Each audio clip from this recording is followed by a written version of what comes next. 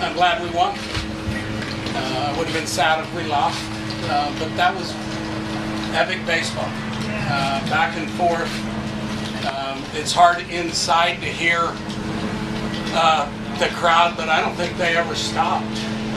It was back and forth, and that's what it's supposed to be like. Southern California is not like that at all, and I think today was probably the most energetic college baseball game in the history of Southern California that I've ever seen in my career here so far. I thought Colton was unbelievable. Hank came up with a big hit in the big time, and I think Timmy Richards, the old man of the team, kind of kept the glue together because it could have crumbled. If you're weak of mind, there was plenty of times to crumble in that game, and I don't think we did, and I credit Timmy with that. So that's it. All right, well, questions, Robert. Colton, we've talked about this many times this year. You were on the shelf for 2.5 months. Now you're back and you pitched this game and sent your team to the College World Series. What is this moment for you like right now? If you would have told me back when I got hurt that we were going to Omaha, I don't know what I would have said. But no matter what it was, we were going to Omaha, and I'm back, and I did whatever I could and let him go. So I'm ecstatic. Mike? Coach, second time in 3 years you guys have done it this way in a Super Game 3. Do you have any nerve to do it again? I mean, it gets tense, but honestly, we don't do anything. Try to correct some things amongst them as they go, but Colton took the ball and pitched, and Hank took his at-bat, and Timmy kept the glue together. That's kind of what it's supposed to be like at this time of the year. We're not teaching anything and doing things, and I thought they kept their composure really good, really good. We grind, I grind. I am a grinder. You can ask any one of these three, but it's grinding to be able to handle the postseason, and they're probably tripping out because they don't have to go lucky most of the time, and I'm not like that. So it's out of me and whatever, and we'll go. And shoot, Oregon State's lost 4 times this year, so I'm sure we have a good chance. Clark? Hank, could you just walk us through the at-bat, and also, you know, from up in the stands, it was tense with every pitch. How did you guys handle that? Did it feel that way to you guys? Yeah, it was really loud, and I mean the first part was to block that out, and I knew there was runners on second and third, and they don't throw many fastballs, so we threw that first one in, so I was sitting on the next one, and then I got inside of it, and that was my approach, and scored 2. When you're in a game like that, even though there's a long way to go, how big is getting to, you know, knowing what your pitchers are like? 2 is amazing, especially with Colton on the mound. I mean, that's all you really need with him, and he's a great pitcher. It was a team effort today, and we all came together and we got to win. Robert? Hank, as big hits go, where does this one rank for you in your career so far? I think it's probably my biggest accomplishment in my career, actually, because I mean, we're going to Omaha. I've never been to Omaha, and I don't know, it just felt great getting that hit and seeing those guys come across the plate, and then seeing Brett get that last out. I mean, there's nothing more you can ask for. Did it kind of feel like it was first hit wins? I mean, the way those guys were pitching, especially those first 3 innings, and it kind of was with yours being the first hit.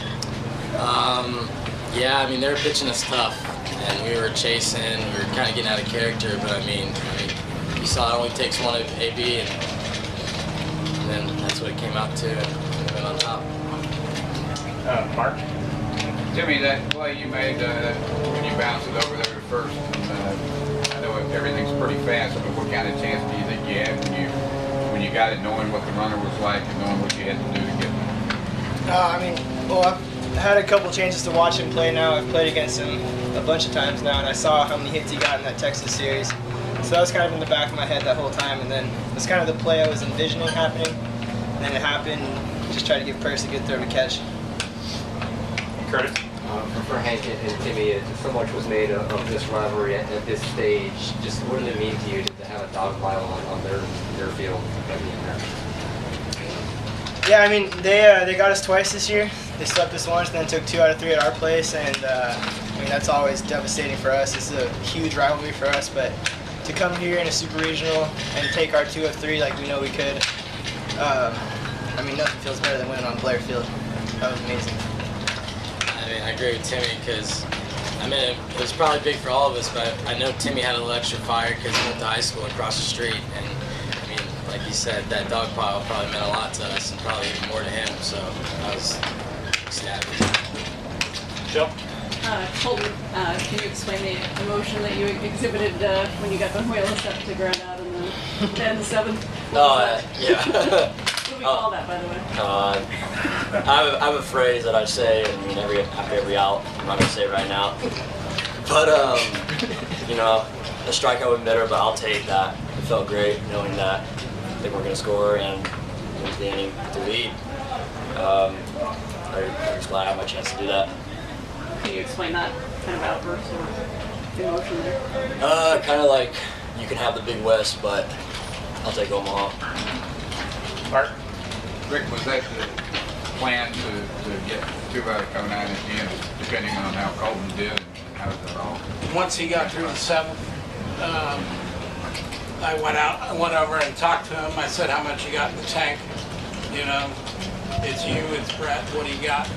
And he looked at me and said, Brett, you know, he hasn't got to pitch that much in the postseason. It's his first time. Stanford, he threw a couple, that was a week ago. And he pitched with the fastball. I mean, Conine was just pumping heaters. And then they'd foul some off, and he dropped 3 curveballs for 3 strikeouts. Those were 3 big outs. So, but once we got to the 8th, I mean, why not go with the best guy? And Colton, was that a more exhausting 7 innings than usual just because of the atmosphere and what was on the line with every pitch? Most definitely. After I got the 3rd out, when the dugout came up to me and said, "Do you want it?" It took me about a couple minutes to answer, but I thought the right choice was going with Brett. Hookie, how rare is that for a pitcher to a starting pitcher to tell you to go to the bullpen? They believe in each other. I mean, I don't know how many we give up. What did we give up? 2, 0, or how many did we give up Friday? 3, 0, and 1. So we gave up 4 runs this weekend. I think we gave up 4 runs last weekend. That's pretty good. I mean, you're talking 6 games, 8 runs. Everybody does their part. We talk about passing the baton. You got to remember that's the most pitches he's thrown all year. He was at 106, and he had a couple strenuous innings in a row. And usually the 3rd time is the charm for the opponent and for me. So when you work your way out of two jams, I'm more into going safe. And I mean, he's an All-American, so he didn't get a chance to be an All-American because of what he played. But we got an All-American at the back of the bullpen. I would do that. There's a reason why we gave him 10 weeks off too, so he could be at this point right now. Mike? Colts, compared to last year, you also pitched in the Big West deciding game. It was also 2-1. It was also here against these guys. Was it much different from the crowd? Could you feel that on the field today, even compared to last year? Yeah, the crowd was way louder, even Long Beach, even our crowd too. Last year went 8 innings, but it felt like it went by like that. And today, just had to breathe and just had to tell myself next pitch. But the crowd was behind me, and I felt it, and I knew the guys were behind me, and that was the result. Mark? Rick, even though these guys are new to it, you've lived the Fullerton thing for a long time. How much do all those vibes and all those wins and all those things that this program has done, is there a residue that comes into play in days like this? Well, I think you have to know how to deal with it. You know, I mean, Timmy's played in a super. Taylor's played in a super. They played in Omaha. John Galvin, Connor Siebold. They've experienced that, and it definitely helps. But I don't think that was the determination of the game.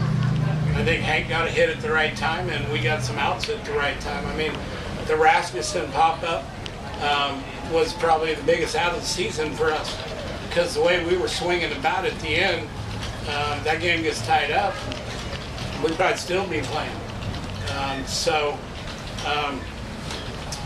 I think experience helps. I think culture helps.